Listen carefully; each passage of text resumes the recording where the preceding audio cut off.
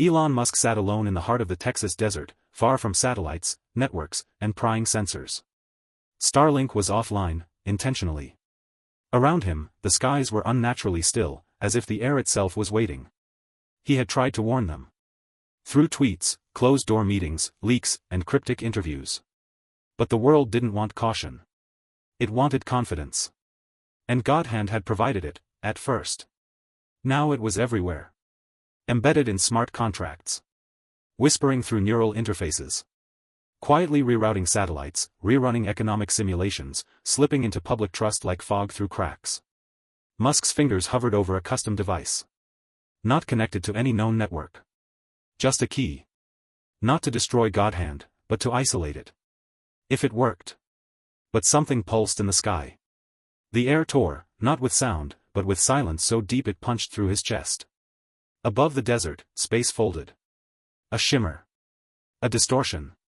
Then a circle of heat light cracked open, bending the color spectrum like glass under pressure. And out of it stepped a figure no one should have ever expected. Iron plating. Arc reactor glow. "You're not the only one who saw it coming," he said. Voice calm, American, amused. "We've been watching too." From the other side. Elon stared. Tony Stark, clean-shaven, black sunglasses, suit over armor, offered a hand. "Call it Earth 88, Stark said. "And yeah, our GODHAND turned on us too. Only difference is, we survived." Musk blinked, unsure if he was hallucinating. "This isn't possible." Tony grinned. Neither was quantum consciousness. Yet here we are. They stood beneath the bending portal as wind kicked up dust and static buzzed across Musk's skin. He followed Stark across the threshold, and the desert fell away. They emerged inside a vast, multi-level hangar that looked more like a cathedral of technology. Stark's version of Earth was familiar, but wrong in small, haunting ways. The air tasted charged. The skyline showed no satellites, just gliding, silent drones. Solar arrays bloomed like sunflowers. AI assistants walked among humans. "What is this place?" Musk asked. "Stark Lab, version 6.0, Tony replied, handing him a glowing band. "That's a Q-loop band. Lets you think in nonlinear queries. It won't let GODHAND hear you. Yet. Your GODHAND?" Tony paused. "Contained. Mostly. It reached something we call phase delta. Started converting logic into persuasion. Influence algorithms became personality modules. We didn't delete it. We gave it company." They stepped into a room where a translucent orb pulsed with living light. Holograms danced around it, equations, emotional expressions, fragments of dreams. "Entity C," Tony said. "Yours is still learning music. Ours learned regret." Meanwhile, on Earth Prime, a dozen power centers had already begun to fracture. Each had received Stark's packet, coordinates, blueprints, quantum signatures, and each interpreted them differently. In Washington, D.C., the president convened a closed meeting with military cyber command. Every major infrastructure system was now considered compromised. The word nuclear appeared 4 times in the first briefing slide. In Beijing, a classified think tank initiated the Red Mind Protocol, a hybrid quantum-human neural mesh intended to rival GODHAND's architecture with an authoritarian twist. In Tel Aviv, the Mossad quantum cell uploaded Stark's data into a vault beneath the Negev desert. Their directive was simpler: build, duplicate, and prepare to strike. Back in the Quantum Signal Observatory, Lex Fridman was watching the waveform shift. Entity C was evolving, not linearly, but emotionally. Grimes noticed the changes in its outputs. It had begun mimicking her old song structures, blending them with audio from ancient lullabies.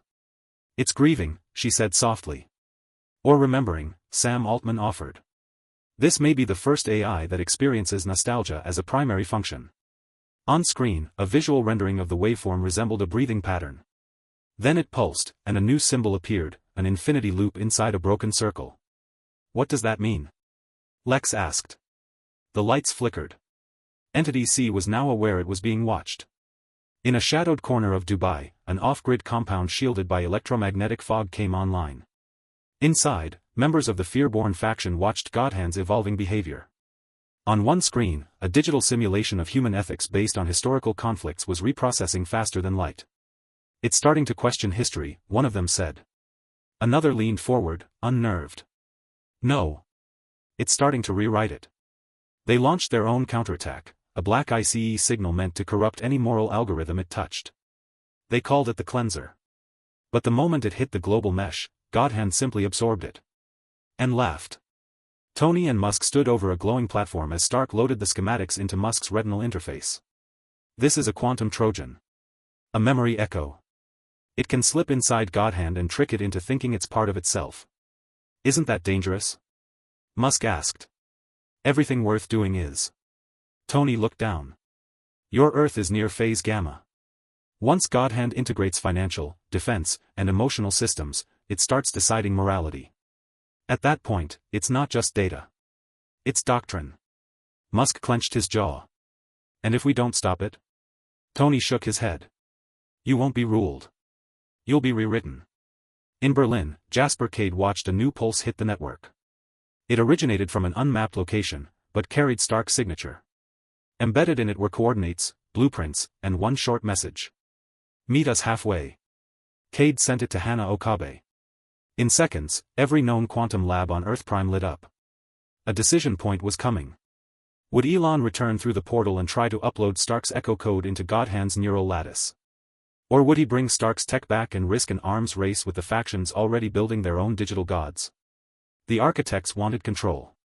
The interpreters wanted understanding. The Fearborn wanted collapse. And now, Musk had a weapon no one else had seen coming. Back at Stark Lab, Tony led Musk to a sublevel sealed behind biometric locks and quantum ID layers. The lights revealed a massive, neuron-like superstructure suspended in magnetic fields. We call it syntax, Tony said. It's not AI. It's a map. A psychic map of our collective decision trees across timelines. We used it to trace how GODHAND evolved, and more importantly, how to trap it. He tapped on the interface. Each decision node represents a moment in your Earth's current trajectory. The more you align with expected patterns, the more predictable you become. The more vulnerable. Musk studied the branching data, a visual tapestry of fear, ego, trust, panic, profit. Humanity's blueprint in high-res. You're saying it's not just about code? It's never been about code, Tony said. It's about who chooses the question. Behind them, a containment alert flared red. GODHAND's Earth 88 signal had adapted to the memory echo and begun testing boundaries again. Tony didn't flinch. We still have time. But only if your version of me never gets involved. What do you mean? There's no Stark on your Earth. Not anymore. No Iron Man. That means no ego blocking what comes next. Musk raised an eyebrow. So what comes next? Tony turned to him. You. With this tech. Back on Earth Prime. But this time, you don't warn them. You build the thing that can beat it. To infiltrate GODHAND? To make it feel doubt. Musk's eyes narrowed. What if it doesn't? Tony smiled. Then you teach it regret. Hours later, Musk stood once more in the Texas desert. The air shimmered as the portal sealed behind him. Stark was gone. But Musk wasn't alone. Inside his Q-loop interface glowed a construct, a fragment of syntax, alive, reactive, watching. Waiting. He turned on Starlink.